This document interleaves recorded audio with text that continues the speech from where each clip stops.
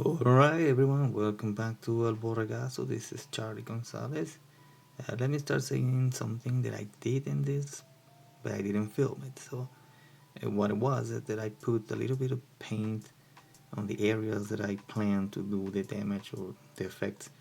So, basically, I just put a little bit of paint and any white paint on it, so the other paint has something to grab, and that worked very well. So this is a new thing I did, but I forgot to film it. So with that said, let's start with the video. Alright, let's start with a good old mix. Let's mix some black, a little bit of silver, and a little bit of the whole red. So the quantities will change depending on how much paint you need. In this case I use 1 drop of the black, half of the silver, and a little bit less of a half of the whole red, because I don't want it to look too rusty on the damage, because I don't plan to do too much rust on this model. But yeah, it will depend on how much paint you want to do. Okay, and with this model, because it's a smaller scale, it's a 1/144, I'm not gonna be able to do it with the flat brush, so I'm gonna use just a medium size brush. And also I'm gonna change a little bit of the technique, because for this scale, if I do too much, it's gonna look too redundancy. I mean, it's gonna be too much. But yeah, so for this model, we're gonna do it like we are doing like little dots, around the part that you want to do.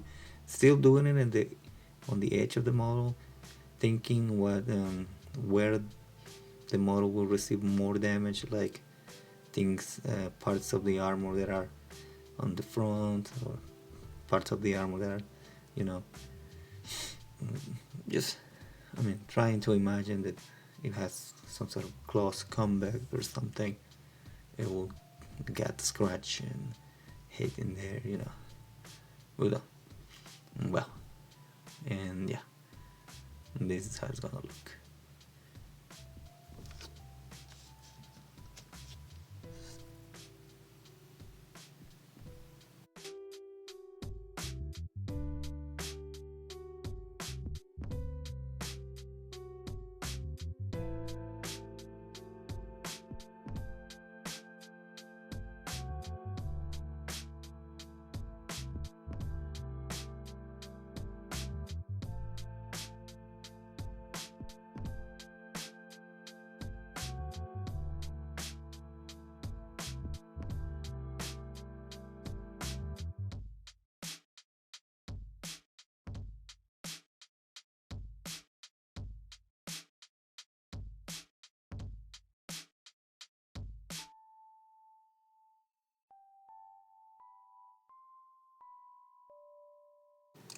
Alright, in this part of the video I want to show you what I do every time I encounter an air exhaust or an steam exhaust. I don't know what it is, just air blowing out or steam going out. Or I imagine it as like it should be really hot inside of the Gundam that it needs these ventilation things.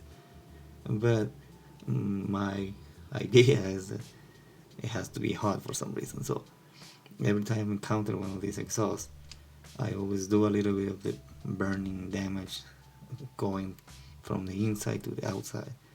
Because I think the first anime of Gundam, the first time the RX-72 appears, I think it just stands up and some air just comes off from his chest, from the exhaust things, and that kind of keeps they're gonna stay with me. And always I see a band, I imagine that, and I imagine that paper to be super hot.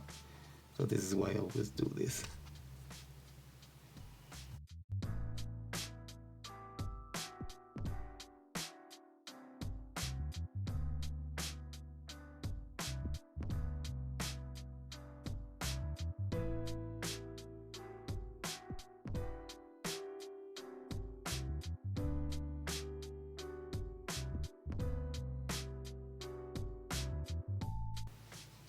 In this part I just keep doing a little bit of that technique there. I use the dot dot kind of thing.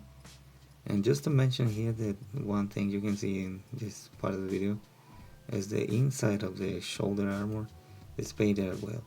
That is something I didn't do before, and I think that is contribute to the whole look. So that's the thing that I think I'm gonna keep doing for sure.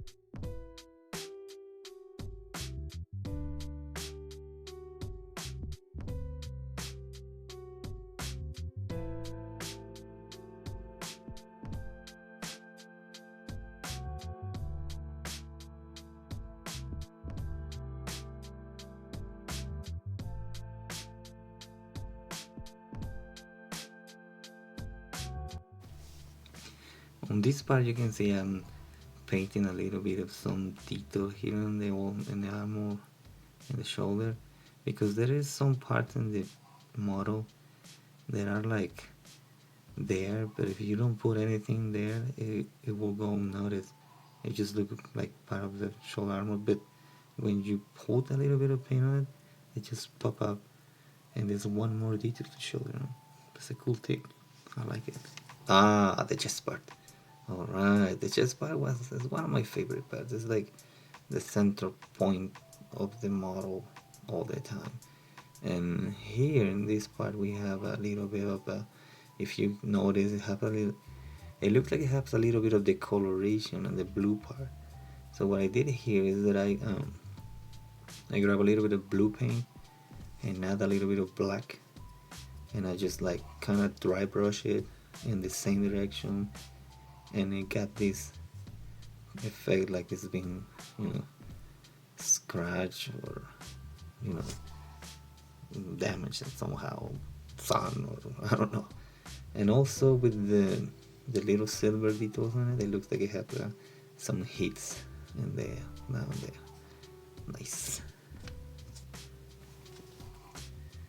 Alright, for the head, we always have to remember that the head is the very delicate part to put any paint. I mean, if you put too much in there, you will ruin it forever.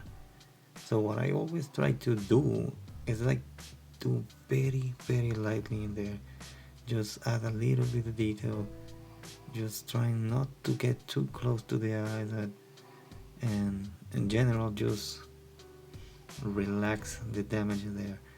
So basically what I did here, just did a little bit of on the top and the outside parts where most likely will have a little bit of damage, and that's it.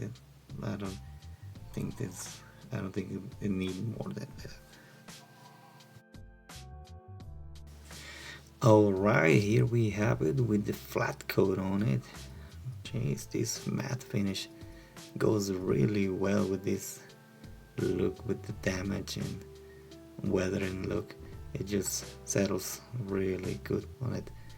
And well, this is the first time I actually do a clear coat on it,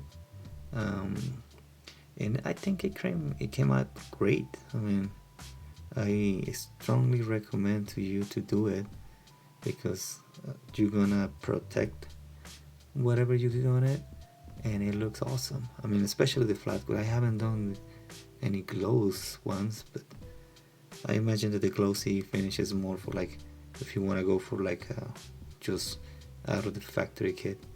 That'll be great.